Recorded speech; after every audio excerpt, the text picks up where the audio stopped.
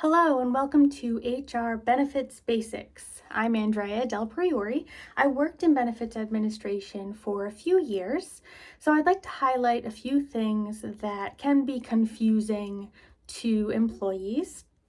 Benefits in general can be a little bit hard to understand. Number one, you do have a time limit to sign up, so you don't want to miss that window of opportunity. As a new hire, you do have either 30 days, 60 days, it really depends on the company.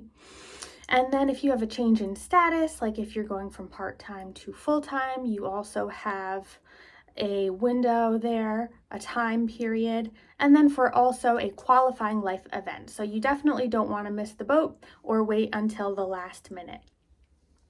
Number two, once you have elected your benefits, they cannot be changed until your annual open enrollment or if you experience a qualifying life event.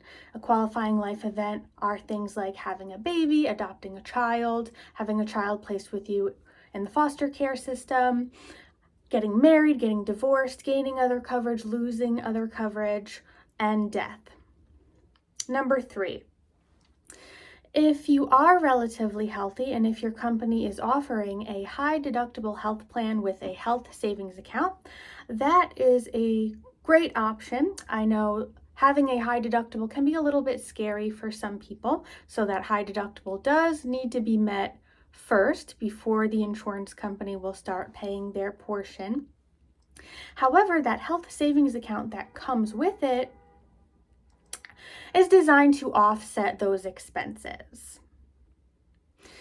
Let's talk a little bit about that health savings account. It is triple tax advantaged. You contribute to it tax-free. It grows tax-free, and withdrawals are tax-free. There are some great investing options with a health savings account. It is employee owned and portable as well. So this money is always yours. Even if you decide to leave the company, you can take your health savings account with you. The IRS does dictate how much an individual or a family can contribute per year, and the money keeps rolling over from year to year. Number four, how do you choose your health plan? So you may have heard of HMO, PPO. Well, any way you look at it, you are going to end up paying one way or another for your health care. The question is, how do you want to pay for it? So would you rather pay a higher premium, which is the amount deducted from your paycheck each pay period, and then pay lower costs out of pocket? Or would you rather pay a lower premium per pay period from your paycheck and then wait and see if you're going to use that coverage, and at that time, if you need to, pay a little bit more and out-of-pocket expenses? You want to think about how much you and your dependents are typically in a plan year use your insurance, how many times you go to the doctor, if you're taking maintenance medications, and the needs, your specific needs for you and your dependents. Number five, another great way to reap tax advantages is through flexible spending accounts. So first we have the healthcare flexible spending account, which can be used for out-of-pocket expenses for medical, dental, vision, and pharmacy, and some over-the-counter products as well. Keep in mind that this is typically a use it or lose it type of plan. So you decide how much you want deducted from your paycheck on a pre-tax basis. And again, the IRS has limits each year for the individual and for the family. And you want to make sure you have a good idea of how often you use your coverage in a typical plan year, because at the end of the plan year, if you don't use it, you will lose it. Some employers do have a partial rollover, for example, around $500, but not all employers do. So you do want to understand that.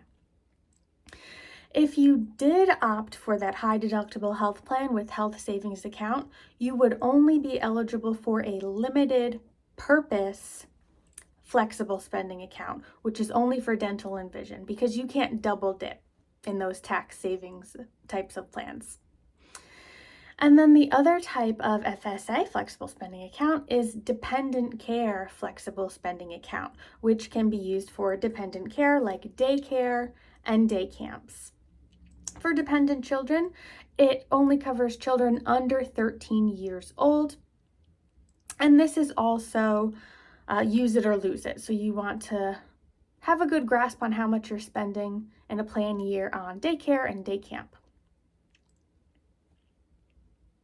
Number 6, so you may already be aware that there is no federally mandated paid parental leave program.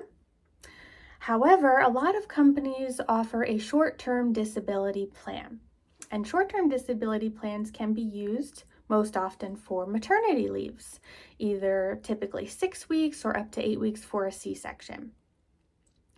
You do want to keep in mind and take a look if there is a pre-existing condition limitation on that short-term disability plan. For example, they may have a look back of 6 months and an exclusion of 12 months, which means that the insurance company is going to look back 6 months prior to the effective date of coverage. And if you have any diagnosis, treatment, or medications for a specific condition, 12 months after the effective date of coverage, that specific condition will be excluded. So you do want to take a close look at that and make sure that you understand that. The Family Medical Leave Act is a federal law that does provide unpaid job protection and continuation of benefits. So for having a baby, adopting a child, having a child placed with you in foster care so you can bond with that child, if you're caring for your own serious health condition or the serious health condition of a family member, for example. And then there are also some specific stipulations for military personnel. So keep in mind that you don't have to discuss your FMLA situation with your manager.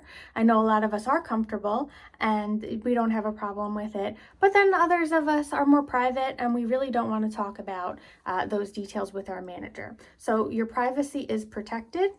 FMLA is up to 12 weeks as long as you have been working there for 12 months or up to 1,250 hours. The Fair Labor Standards Act is another federal protection for people who pump breast milk. And this is a protection where employees returning to work have a private space with a locked door other than a restroom where they can pump, and they can have a reasonable amount of breaks to do so. And this is up to 1 year after birth. Number 7, you do want to think about things like long-term disability, critical illness insurance, accident insurance, hospital indemnity insurance, and additional voluntary life insurance. So these are things that none of us want to think about, but God forbid something happens, it's nice to have a little bit extra insurance. And the data does inform us that not only older people experience things like a long-term disability, but also younger people do. So these are things we want to consider and take a look at the pricing and see if we could swing it, because it is nice to have that protection and that financial support. With long-term disability and short-term disability, generally speaking, it's about 60% of your salary that they will cover. For critical illness, hospital indemnity, and accident insurance, a lot of people think that the insurance company will work with the hospital, doctor, or facility to pay things like only deductibles. However, you get that money in a lump sum, and you can use that money however you see fit. So you can use it for your mortgage, your rent, your car payment, groceries. So that can be a lifesaver, God forbid, if something happens. Also, with plans like these, if you're signing up as a new hire, a lot of times you don't need to worry about evidence of insurability or evidence of good health. So you don't need to worry about doing a physical, submitting medical history, doing all that paperwork, and doing a screening. So it can be a lot easier if you're a new hire and sign up then. You don't have to worry about all that documentation and hassle. Last but not least, I would like to share a couple of tidbits with you. Hospitals, doctors, insurance companies, they make mistakes.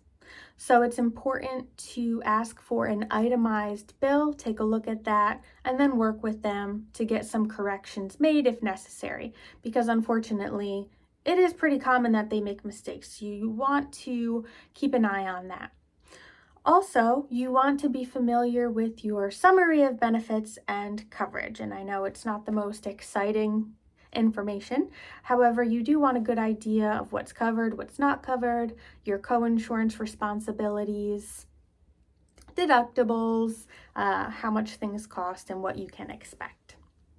And last but not least, I would like to advocate for the Employee Assistance Program. If your employer is offering an Employee Assistance Program, there are usually a lot of amazing benefits that you can get free of charge, and a lot of these are available 24 hours a day, 7 days a week. Things like maybe about 5 to 8 counseling sessions, if not unlimited counseling sessions, to talk about any type of mental health or stress or anxiety.